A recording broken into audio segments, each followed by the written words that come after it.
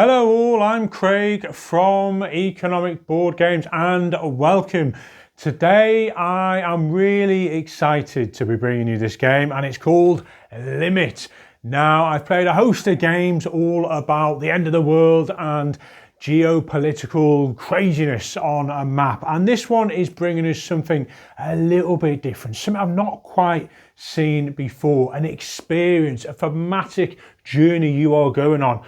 Not so much all about becoming the best and winning this board game, and I'll talk more about that. But this one plays 1 to 6. I've played it 1 player, I've played it 2 player, and I'll talk to you why I have yet to try the higher player counts. It's going to take you about 40 minutes per player, it says. I feel like it's more 50 minutes per player in my opinion so far, and it is medium, heavy, upper medium complexity, this one. So what are you doing? You are running a nation and you are trying to cohabit on this planet and almost survive these 7 rounds here, which are eras starting from 1850 all the way up to 2060. Now, I'm going to give you a heads up, a lot of drama is going to happen. There's going to be disasters, there's going to be certain crises that happen, and you will, as a leader, be trying to handle that. Okay, so this is based off a lot of very important documents, the Meadows Report, and a host of things. So there's a lot of real life, sort of factual, potential scenarios that this is playing out. It's an experience, like I've already said. I'm not going to go into too much detail into that, but there's loads of details and great paragraphs of text and information in the rule book. So I'm going to dive straight into what is going on. So here we are. You've got your nation here, and you've got your land at the top. This is potentially going to go up or down, and that will determine the capacity of how much food you can produce. You want to produce more food because your population here is going to be up, and as that goes up, your population requires more things. Maybe they need consumer goods, so you're going to have to produce more of those to survive. Maybe you need to produce more military strength because your opponents are looking at you with licking their lips thinking, I want some of that oil maybe, or they want some of the consumer goods, so you're going to have to potentially defend yourself. Over here is your class structure. You've got the upper class with A working all the way down to your lower class. And it's an interesting pyramid where you need the upper class to be ahead, and they can only develop the lower classes if the upper class has been developed. And these little baby bottles are kind of development and growth tiles to represent like a baby boom as such, which is a really interesting aspect. At the bottom, you've got this kind of track which dictates how happy your populace are. Maybe they're in outrage and they're ready to sort of, take on the nation. Or maybe, they're rather peaceful and happy and there's a boom going on. Or somewhere in the middle. You've got oil being supplied here, which is scarce in this game. And you've got a tracker for your main resources, food, consumer goods, and military. And this is fascinating because you go up to 9, you can flip it over. So let's say you've gained 10 food. Really nice, you're not dealing with millions of cubes, just turn it over, and now that is 12. And there's loads of other tokens to go up all the way up to 59 as well, which I've just put out of view.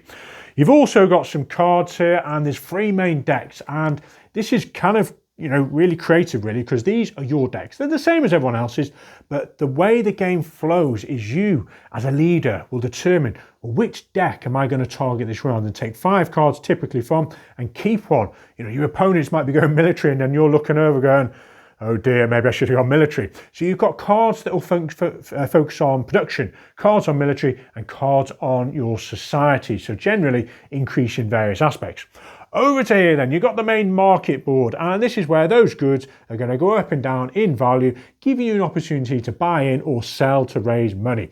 The prices for selling are at the top, prices for buying, and it reminds you nicely where the movement is going to happen. At the top is your eras. Once you've completed one, you just flip it over. And as I say, the game can end at the end of 7 rounds, fingers crossed, or once 4 crisis tokens have happened, and these things nicely fit at the top to show either you've had an ecology crisis, you've had a financial crisis, or a military crisis. So at the bottom here, this is the bad tokens. You've got pollution, which you don't really want to attain. You've got these tokens regarding sort of military and naughty things you've been doing. And this is like a colonialism colony tower where you can get more land potentially and some more oil. So you've been, taking over parts of the world and attaining their land. So all kind of things you're trying to maybe avoid. Obviously you want some of these, but once these are empty, crisis occurs, and the money of the treasury is here as well. If that's empty, well, start getting a bit nervous because you are in trouble and a financial crisis has happened. So how is a round going to play out? Now, I've got to really commend them for the rule book. This rule book is possibly one of the best rule books I've seen. It's just so fluent. Everything's really well numbered. You know, it's just, if you read it through, the examples are great, and just referencing back to it, all the cards are laid out on the back. You've got, you know, the solo mode is literally half a page. So really well done on the rulebook, guys. Now, in terms of how a round plays out, it doesn't just stop from the rulebook. This game oozes, you know, approachability. You've got little dots to remind you where to set up things. You've got numbers to tell you how much oil to put out. It's just all really quick setup. And having played it a few times now, it's like, right, I don't even need to look at the rulebook anymore. I know where the tokens go. I know how much things are.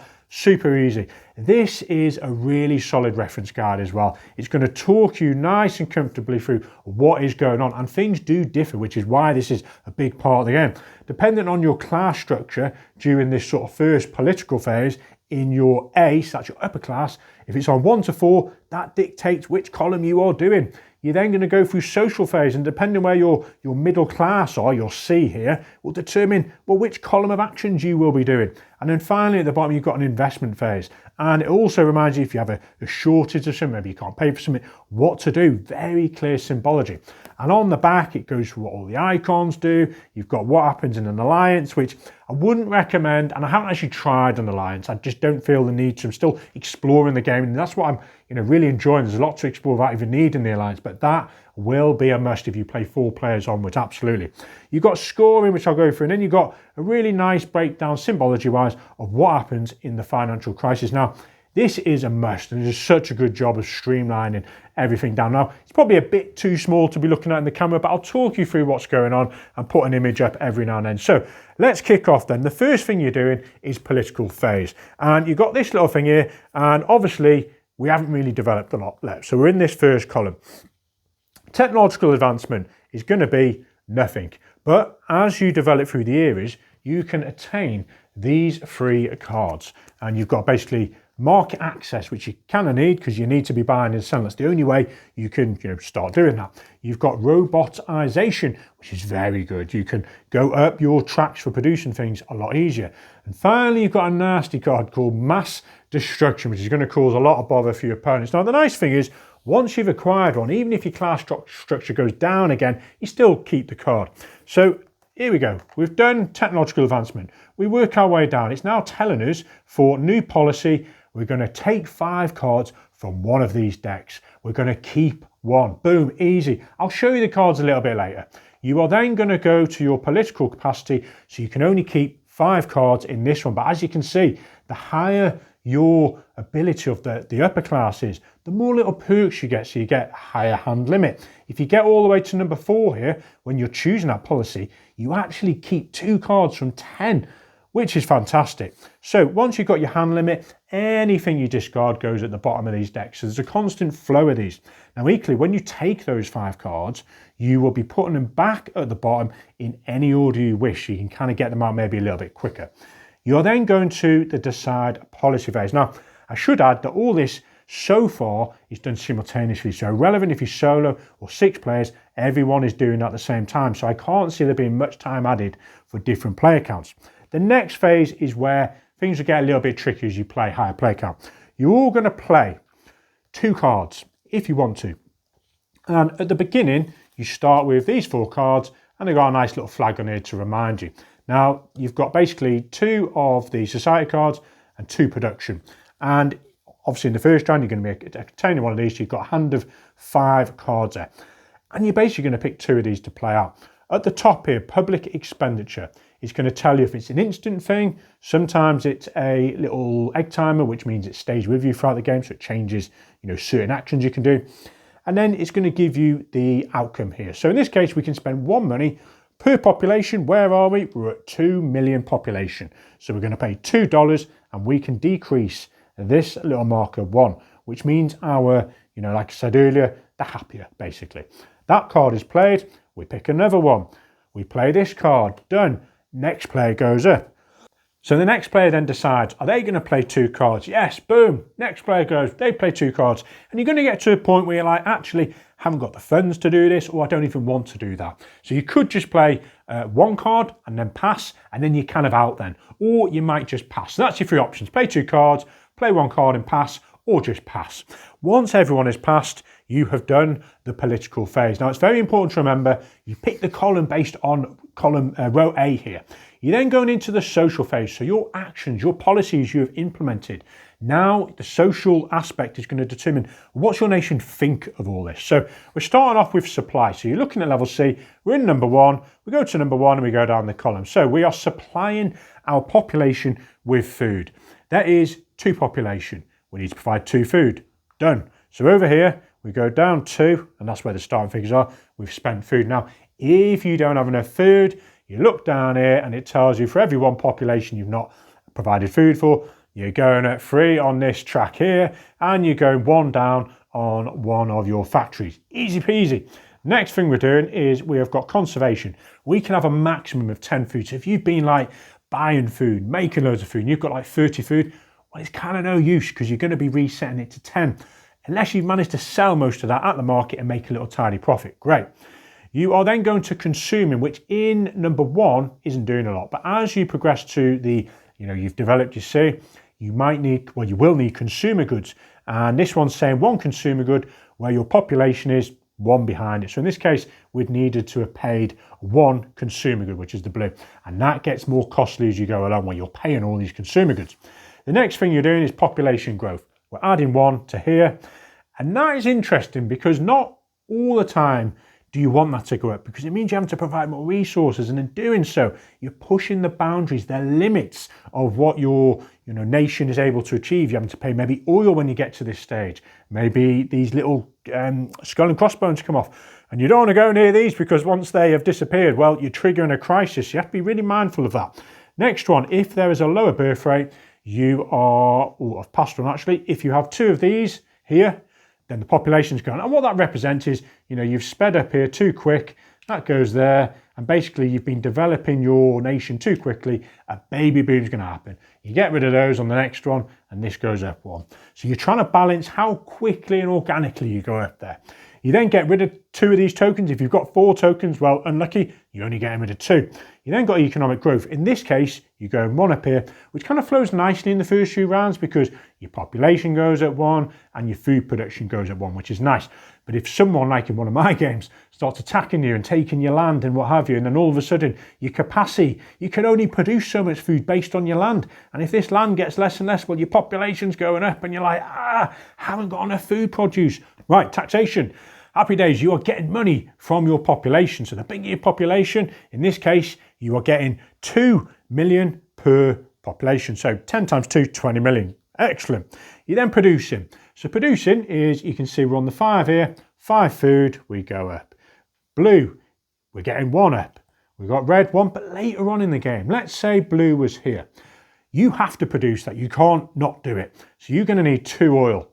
Great, you say, I've got 8 oil here. And that goes back to the box. It does not go to any of these supplies here. You're also taking 1 of these tokens, so you can see you are having to provide, the resources, the consumer goods for your nation, and it's going to be burning oil, which is fine early days, you're thinking, during that early industrialization. So that's production then. You then look where your marker is on this track. So if you're uprising, that's what's known here, well, bad luck. You're going to have to spend some of your military to repress your nation, which is interesting, but it thematically works. And that's dependent on 2 less than where your population is. If it's in growth, excellent. You get to go at one of these class structures here, a little house symbol. If it's a boom, even better, you go up and you get some money. Now, I'm not going to go through all the icons, but they do certainly change depending on which column you're in. And then finally, you've got a class struggle, which is very unique because the disparity between your upper class and your lower class, the difference is going to change where this goes. So if your upper class is in 4, your lower class is in 1, 4 minus 1 is 3. Boom, there is outrage out there. There's tension. You've upped 3. So you have to really balance and be careful, what this is allowing you access to. But then again, what's the disparity in your nation? So great. So that is literally the social phase. Very similar on to RAD, and everyone does that simultaneously. Excellent. We're over to the international phase. Now, number one, Cold War. If one of you sneaky fellows has 15 tanks, well, you're going to get one of these limit tokens here. And you don't want those to disappear because then there's bother. So Cold War, and many people could get that if you're hosting, a lot of tanks because you're fearful of a neighbour attacking you.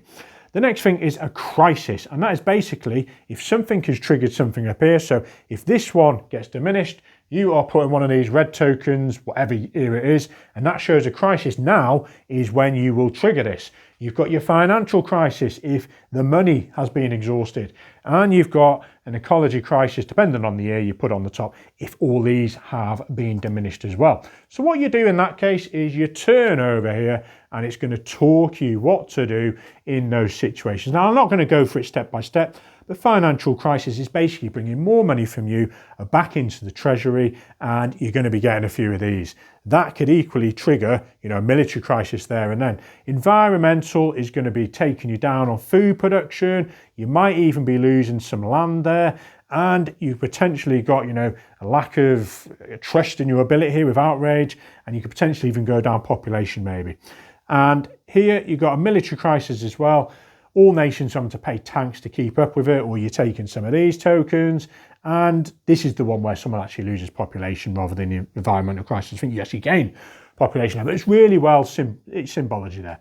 Okay, you then have an alliance. So you haven't touched really much on alliances, but what they do is basically each player has certain, symbols in these sort of things here. So everyone has one of these boxes, and it's got a symbol just to represent your nation and differentiate basically. But you can trade these tokens with other players to show you in an alliance, and it means you can maybe borrow money from each other. Maybe if someone's attacking you, you can borrow tanks off them. So, as I haven't really explored this much, but I like the concept of it, and I think it'd be really useful in a higher player game there. Then finally, is it the end of the game? Have we had 4 crises? So if we've got 4 of those tokens up there, it's the end of the game and you figure out what's going on. Or have you played 7 generations? If you haven't, you carry on. You pass the start player token, and then you work through these again. And you rinse and repeat until you've hit that criteria. So what's going to happen at the end then? So there's a little bit of math here, and it says here, nice and simple, you're going to trigger your supply again. So you look over here, you look at your supply, you feed your people. You are going to consume. You look over here, how much you're consuming in goods for your nation. You're then doing production again. And this is basically a stress test on your nation. If it triggers some nasty things, well, you have to take that, and that might affect your endgame scoring. How are you going to do endgame scoring then? So you're going to look where your population is. There's some numbers on here. If you've got 10 population, well, that's a number of 2. 2 times the addition of A plus C plus E, so that'll be 4 plus 1 plus 1 is 6. 6 times the 2 is 12. You got 12 VPs, well done.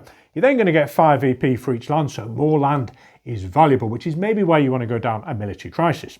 You're then going to get 1 VP for each 3 tanks you have, again, encouraging to have a nice defence there. You are then, interestingly, and this can be a fascinating VP score, depending on how many crises you have endured. If, let's say, you've been really uber lucky and you've only had 2, well, it says 5 minus the number of crises, so 5 minus 2 in this case, take that number, which is 3, and every 10 money is now worth 3 points. So in my games, mainly, I've had 5 crises out there. So 5 minus 5 meant money was worth 0. So interesting, that one. You're then going to get minus 2 VPs for each one of these and minus 1 VPs for each one of those. C was the most VPs, or in my case, negative in one of my games, and you eventually have a winner. Now, there's loads more components here, guys. You've got these actual limit boxes as well, which basically, once that bank breaks, you can take money from here to pay off maybe tax or whatever it may be. You've also got these ones where, if these run out, you can take more from here. So the game is, relentless. You will be taking negative points. I like how each player has a little box, and on the back, it reminds you what to put in it, which you might be thinking, that's a bit faffy, that's a bit OTT. It's actually really clever, and all the components go in all the boxes. It's just great. There's no need for, any complications of what goes where. The boxes themselves, things do fall out at the bottom. I like to put a baggie in there and keep them in there, but really handy. Now, what else have we got? The cards themselves. The production cards. Let's take a closer look. Urbanisation. An instant one. You pay consumer goods based on your population. You get to go 2 up here. We've got soft power. Spend 20 money and you can get rid of 2 of these nasty tokens, which are negative points. Intensive farming. Spend money per, we're at 5 at the moment, so that'd be 5 money, and we get better production of those. We've got offshore production, which I really enjoyed offshore production. You can literally spend money, you take money out of here as well, and basically you can produce another person's consumer goods, and they take the negatives as well. So there's loads of cards here. Now, the ones that you've probably not seen much of, because you don't really start these, is the military cards. You've got terrorism here, which is all about you spend a military, and it's a minimum of 1 by the looks of it. You get 1 of these nasty tokens, and your opponent has to lose 3 of these. Now, what happens in military scenarios is that you spend a number of tanks, you have to apply the minimum that says on the card. Maybe you go 10. If your opponent decides to defend that and they can spend 10 as well, it negates the effect of the card. They've avoided that sort of tragedy that's going to impact your nation. If they don't want to or they can't, the effect takes place. And, unlucky you've been hit by another nation's, exposure there. What else have we got? The market then. So you want to buy something. Let's say you want to buy, you're going to need that card I mentioned, market access. You want to buy free food. So where do I? It's up here. We want to buy something. It's going to cost you free money. You spend 3 times 3 is 9. This goes up 1 because it's scarcer now and it's reminding you there. The food goes down. So you have kind of got this stock of items here. So as people sell stuff, the stock goes up. And again, there's tokens at the top which are out of play like yours. So, if you sell 20 food, then you're giving food to potentially other people to buy. So I like the market. It's simple, but effective. You've got oil. Oil, as I've already said, is mega scarce. There's only 3 here. You get to a point in the game where there's just no oil and you're having to produce more. And as you get up here, you're like, maybe we're actually overproducing consumer goods here. We need to start limiting it down, which is one of the actual abilities on your player board. Once your higher class is up there and it starts realizing, maybe we want to start scaling back our defense or our consumer goods there. So other things we've got, the solo mode. That is such a simple addition. 1 card, it takes care of a lot of these resources. You have a few resources to manage, but it's really simple. And 8 cards. You shuffle the deck, you reveal 1. And when you reveal this, you literally play out like normal. But when you get to the alliance step, you reveal a card. You do what it says. Fairly straightforward. Some of them are quite nasty. They're going to start a little war on you or something. And others are about impacting the market here. If you can't do it, you take the next card. Really simple, guys. So if you like your solo games, perfect. You'll love this one.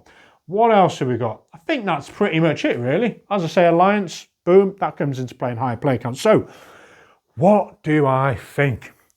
I was very intrigued by this game. The concept of running a nation is always fascinating for me. And a game that plays solo to 6, I was like, where's this going to fall?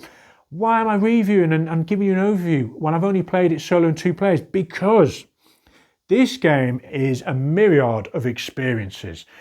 The solo experience compared to my 2-player experiences has been vastly different. Yes, it's the same sort of game, but when these crises happen, what sort of attacks is the solo player giving me? What sort of opponents am I playing against who are going to start beating me up? Or maybe they'll just do their own thing. It can, vary wildly.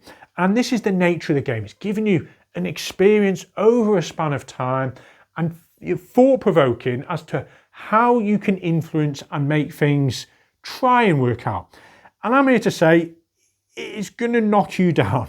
It's a game where you are going to lose at things. You aren't going to build a nice little engine that's going to be able to deal with most of this. And that is the game, the nature. It's getting you thinking about the real life limitations of where we are as a society and where things may be going. And from each and every play, I've come away a little bit almost negative on things in life, a little bit downward play, like, wow, we are really causing a lot of bother. And I don't feel satisfied after the play. I don't feel like I've had a fun experience. But what I do is have about a 10-15 minute conversation with whoever I've played with. And even myself pondering, well, wow, how could I have made that different? And that's what this game is. It's not a mega fun experience. It's not an engine builder. It's a game of thoughtful, interesting things that go on in the economy, military things that happen, societal things, and production of things. And it just makes you think and leads you to a place of, well, how could I have done something different? You want to play it again. You want to get different cards. You want to see what tweaks do here. And that's where this game at in it, which is why I like this a lot, because it's challenging a lot of things that you don't really see in board games a lot. And yeah, I would highly recommend this game. Now, other people I've seen reference games like World Order. I've tried World Order. It's a different game. That's a geopolitical map of power and sway and getting alliances. Not really similar. I've played Earth Tipping Point 2053, I think it was called, or 2035. That game is a similar theme. A little bit more fun. You're trying to get this seesaw and balance it, but I'm not here to talk about that game. What I'm saying is games in the genre have tackled, and there's another one called Earth Rising, 20 Years to Transform the World. There's games like Prosperity. They've done the whole engine building. There's ways where you can, like Pandemic, you can kind of work as a team, or specifically an Earth Tipping Point, or other games, you can kind of calculatively just do what needs to be done. This just explodes that. There's points in my game, and I play a lot of games, where I was just like head blown. I physically don't know what to do here. I don't know how to get out of this crisis, out of this situation. I am on a roller coaster now. Someone has devastated my population. They've took my military. I couldn't defend myself. And now I can't feed my people. And hit after hit after hit. I'm just taking a beating, and I'm like, I don't know how to get out of this. I don't know how, as a leader, what to do is right. Which pack do I come back from this? And that was a fascinating experience to get beaten up. But at the end, I still felt like it was a journey I went on, and that's what this game will do for you. So I can recommend it solo, absolutely. There is, you are sitting there in silence, moving things, and another game it gets referenced to is like Hegemony, another great game. Not really similar to this game in the sense of, that one's all about the intricacies of a nation. This is about a global atmosphere as you run in a nation, not the intricacies of building capital and businesses and how they, affect other players and that synergy. The synergy, well, the dynamic in this is, are your opponents going to attack you? Are they going to buy something where you wanted to buy it? So on that sense, it is a bit cutthroat. It is a bit take that. You do have to defend yourself and look after yourself. But that's what happens in real life. That's what we're going through at the moment with, obviously, world political madness. And that game does emulate that. It offers that potential for you and other opponents to start military wars. Now, I'm uber excited to see where higher player counts go, because clearly you might have little Jimmy in the corner there who's just doing his own thing. He's able to survive the financial crisis. He's got enough military. And I'm curious whether that is something that could happen. Whereas everyone else is beating each other up and having military warfare, and you've created an alliance and you're defending. So there's loads to explore here. Now, I usually like to play a game, 4 or 5 times before I even start to bring, a review on this. But I just felt that potentially you could play this 30, 40, 50 times and you'll probably have very different experiences. It might be that you decide to play this off my recommendation or whatever, and you're interested in it, and you have an absolutely awful experience in the first 2-3 games because you've been hammered. There's so much potential for take that. Maybe it just did not work for you, but you might have a super experience after 4 or 5. But that's what I'm trying to say here. It's not about winning or losing. It's about an experience of education of where we are as a society and the limitations. And it does that superbly to a T. There we are, guys. Limit. Enjoy.